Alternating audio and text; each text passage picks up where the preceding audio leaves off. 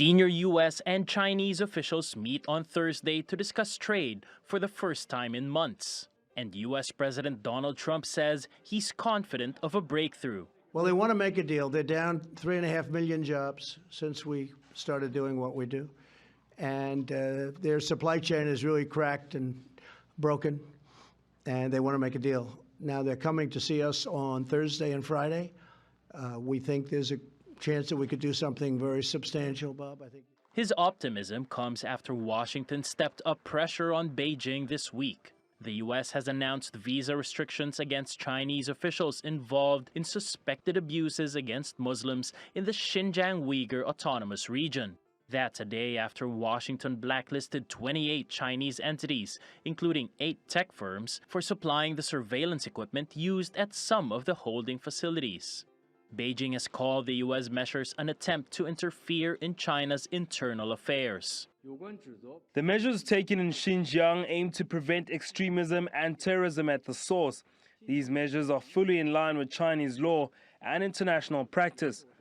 The trade dispute between the world's 2 largest economies has entered its 15th month, and organizations like the IMF and the World Economic Forum warn it could cost the global economy hundreds of billions of dollars. The cumulative losses of trade conflicts could get us to about $700 billion by 2020. This is around 0.8% of global GDP. Not something to sniff at.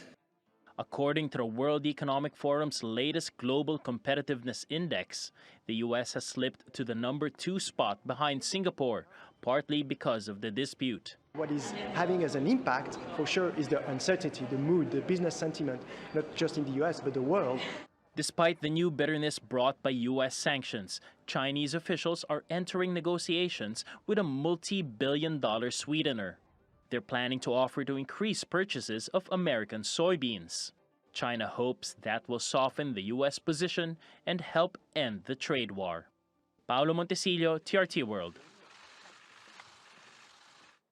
Well, for more on this, let's go to Jeffrey Tucker in Great Barrington, Massachusetts. He's the editorial director of the American Institute for Economic Research. Welcome back to Money Talks, Jeffrey. Now, what could a partial trade deal possibly look like? What issues would it resolve? I think in the U.S. case, in Trump's, which means in Trump's case, what he really wants is more purchases of U.S. grain, because we have too much of the stuff and we're looking for markets.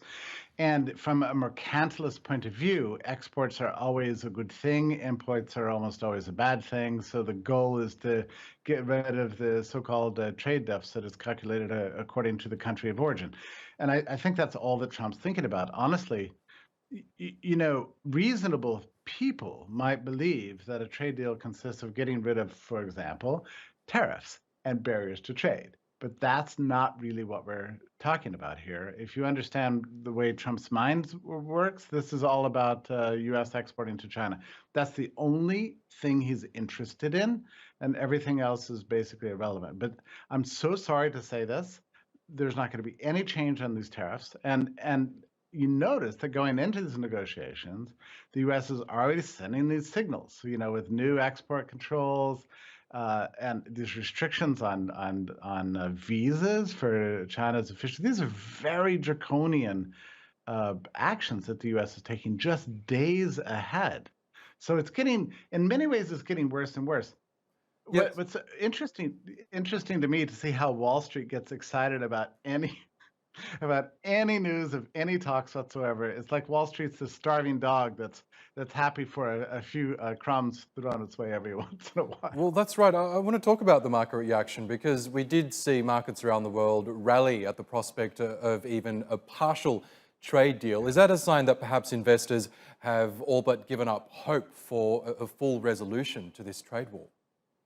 Yeah, so here's the thing. I don't think investors have given up hope. And my opinion is that the financial markets have been in a state of denial, not just for these 15 months, but for actually 2 or 3 years, about the real agenda of the Trump administration. And I've been, as you know, Oscar. I've been very pessimistic about all this stuff from the beginning, mainly because, I listened to the campaign promises. I know how Trump thinks. He's been a protectionist now for 30 years. He has called himself a tariff man.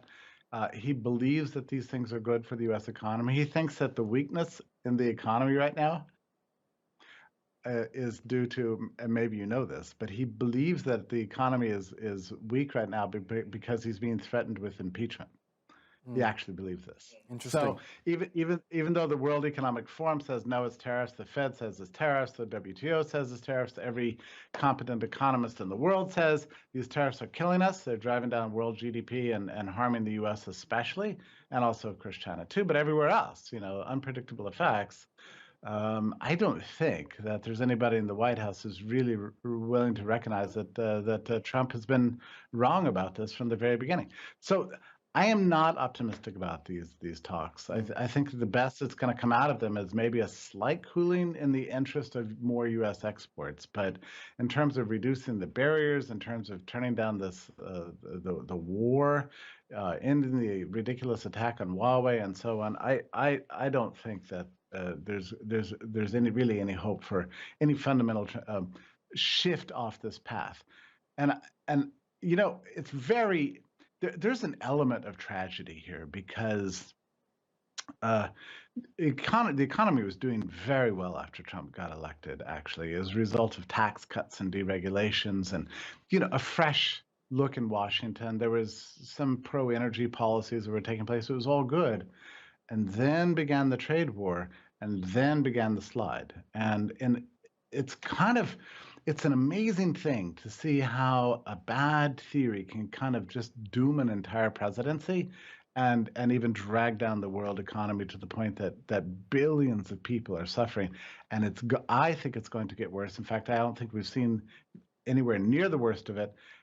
And even more alarming than that, I think it's even if you get a complete reversal of the policies of the last 15 months, it's going to take another 2, 3, 5 years to recover from the damage that's been done, unfortunately. I'm sorry to be so gloomy. Yeah. I get on the show and say terrible things all the time.